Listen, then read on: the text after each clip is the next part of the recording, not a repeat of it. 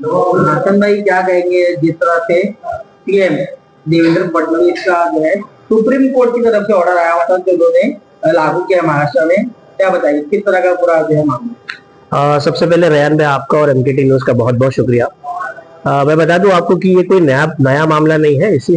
कुछ साल पहले राज ठाकरे ने भी 2022 में इसी तरह का बखेड़ा खड़ा किया था और वक्तन बवक्तन हर पॉलिटिशियन अपनी सियासत को चमकाने के लिए मुसलमान, मस्जिद, लाउड स्पीकर या ऐसी कई सारी चीजों को इस्तेमाल करते आ रहा है। उसी तरह से 11 मार्च अभी 2 दिन पहले असेंबली सेशन चल रहा था बजट का, उसमें एक सवाल उठाया गया सीएम देवेंद्र फडणवीस को, क्योंकि वो भी वो महाराष्ट्र के होम मिनिस्टर है, गृह मंत्री वो खुद है। तो उनको एक क्वेश्चन पूछा गया कि लाउड स्पीकर को लेकर अभी तक की कोई कार्रवाई क्यों नहीं हुई, सुप्रीम कोर्ट का जजमेंट आने के बाद, जनवरी में जो सुप्रीम कोर्ट का जजमेंट आया उसके बाद भी। तो बस जो जजमेंट आया, जो ऑर्डर आया है, उसको उन्होंने पढ़कर सुनाया कि सुबह 6 बजे से लेकर रात के 10 बजे तक के लाउड स्पीकर चलेगा। दिन के टाइम 55 डेसिबल और शाम के टाइम 45 डेसिबल। ज्यादातर मस्जिदें ये इतनी डेसिबल में ही अपने अजानों को और तमाम चीजों को अंजाम दे रही है। कुछ मस्जिदें होगी, इक्का दुक्का मस्जिदें होगी जिनके स्पीकर बड़े होंगे, या जो बड़ी मस्जिदें होती है, जो जामा या जुमा मस्जिदें होती है, हो सकता है कि उनके वॉल्यूम्स बड़े हो, तो उनको अपन लिमिटेशन में ला सकते हैं। इसके साथ साथ एक बहुत अहम जानकारी जो Devendra Fadnavis as a chief minister and home minister उन्होंने दी, वो ये थे कि हर मस्जिद को परमिशन लेनी पड़ेगी और वो परमिशन हमेशा के लिए नहीं मिलेगी, उसको बार बार रिन्यू करना पड़ेगा।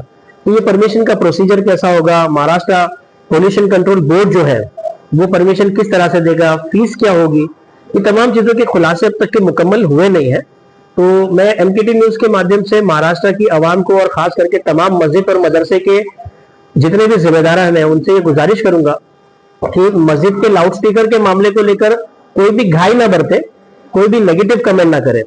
रेहान भाई, नेगेटिव कमेंट करने से और हमारे लिए तकलीफ हो जाती है, तो फिलहाल कोई नेगेटिव कमेंट ना करे। और जिस तरह से चीफ मिनिस्टर ने इंस्ट्रक्शन दिया है या आदेश दिया है कि पुलिस इंस्पेक्टर जो है वो हर मस्जिदों में जाए और वहां के लेवल्स चेक करे कि लाउड स्पीकर कितने डेसिबल में बज रहा है या नहीं बज रहा है, तो वो काम अपना करेंगे। जब सिस्टम अपना काम करेगा, जब हमें बुलाया जाएगा पुलिस स्टेशन में या महाराष्ट्र पोल्यूशन कंट्रोल बोर्ड से कोई ऑफिसर आता है, तो उसके बाद हम लोग हमारा प्रोसीजर शुरू कर सकते हैं। 10 बजे से लेकर 6 बजे तक का जो है एक वो भी कहा गया कि जो है हर तरह से कोई भी धार्मिक स्थल वहां से जो है होंगे बंद कर दिए। बिल्कुल, रात के 10 बजे से लेकर सुबह के 6 बजे तक की कोई भी धार्मिक स्थल हो, मस्जिद हो, मंदिर हो, चर्च हो, गुरुद्वारा हो या कुछ भी हो, वहां पर भोंगे नहीं बजाए जाएंगे। क्योंकि आपको पता है कि शहरों में खास करके स्कूलें हैं, हॉस्पिटलें हैं, इसके अलावा कई सारे मरीज, बूढ़े इंसान होते हैं जो रात को सोते हैं, कई सारे लोग सुबह दिन का थक के काम कर कर आते हैं और रात को आराम करते हैं। ऐसी चीजों में अगर लाउड स्पीकर बजेगा तो जाहिर बात है कि उनको तकलीफ होगी। उसी के मद्देनजर रखते हुए हुकूमत की तरफ से और सुप्रीम कोर्ट ऑफ इंडिया की तरफ से कहा गया कि रात के 10 से लेकर सुबह के 6 बजे तक लाउड स्पीकर नहीं चलेगा। मैं कहना है, आपको लगता है ये जो है पूरे फजर के अजान को लेकर इसके पूरे जो है सुप्रीम कोर्ट का ये ऑर्डर को फॉलो किया? नहीं, बिल्कुल नहीं, ये ऐसी बात नहीं है। सिर्फ हमारे यहाँ नहीं होती। अगर आप बड़े बड़े मंदिर देखोगे, महालक्ष्मी मंदिर देखिए या साईं बाबा मंदिर देखिए, कोई बड़े बड़े मंदिर भी देख लीजिए, तो वहां पर भी सुबह सुबह बहुत जोरों से घंटा बजाया जाता है और सुबह सुबह की सूरज उगने से पहले पहले उनकी पूजा पाठ शुरू होती है।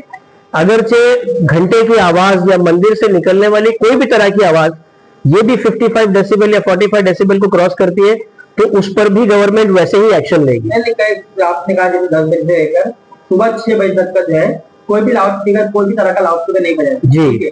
उसके बाद जो है फजर की अजान होती है सुबह तकरीबन 5:30-6 बजे, उसके लिए क्या करेंगे? बिल्कुल, उसके लिए हम लोगों को स्पेशल प्रोविजन में परमिशन लेनी पड़ेगी। मैं इसीलिए कह रहा हूँ कि मस्जिद के जिम्मेदारान जरा भी घाई ना करें। फिलहाल पोल्यूशन कंट्रोल बोर्ड का आगे नोटिफिकेशन क्या आता है, देखिए असेंबली में चीफ मिनिस्टर ने एक ऑर्डर दिया, उसने कहा कि पुलिस डिपार्टमेंट और पोल्यूशन कंट्रोल बोर्ड ये मामला संभाले। अब पोल्यूशन कंट्रोल बोर्ड के जितने ऑफिसर हैं, तमाम लोग बैठकर कुछ फॉर्म निकालेंगे, कुछ रूल्स बनाएंगे, कुछ पॉलिसी बनाएंगे। पुलिस ऑफिसर जो है आईजी लेवल पर, डीआईजी लेवल पर कुछ फैसला होगा, वो हमारे तक पहुंचाया जाएगा, तमाम मस्जिदों तक, न्यूज अखबारों के जरिए, आप मीडिया वालों के जरिए तक पहुंचाया जाएगा। उसके बाद के कदम हम लोग ले सकते हैं। फिलहाल हम लोग खुद जाकर डेलीगेशन लेके जाके किसी बड़े पॉलिटिशियन के पास जाकर सोशल मीडिया पे नेगेटिव कमेंट करके या धरना आंदोलन करके ऐसे कोई स्टंटबाजी करने की जरूरत नहीं है। रमजान का मुबारक महीना चल रहा है, आप सब लोग इबादत में मशगूल है, हम सब इबादत में मशगूल है, तो उसी चीज पर फोकस करें और किसी भी तरह के पॉलिटिकल स्टंट को जरा भी हवा ना दे।